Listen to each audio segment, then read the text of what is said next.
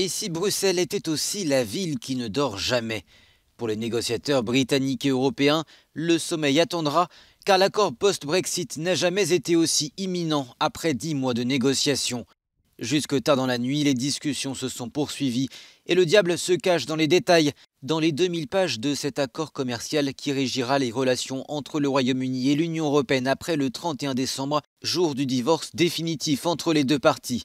Selon des sources européennes, il y aurait de grandes chances qu'un accord soit conclu dans les toutes prochaines heures. Le Premier ministre britannique Boris Johnson et la présidente de la Commission européenne Ursula von der Leyen ont échangé régulièrement au cours des dernières 24 heures pour tenter de surmonter le blocage sur le dossier de la pêche, le dernier point d'achoppement. Selon une source gouvernementale française, les Britanniques auraient fait d'importantes concessions.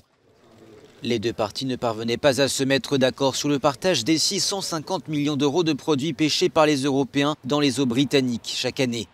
Londres voulait réduire ses quotas de manière plus drastique et souhaitait une période d'adaptation pour les pêcheurs européens qui soit plus courte que ce que Bruxelles demandait.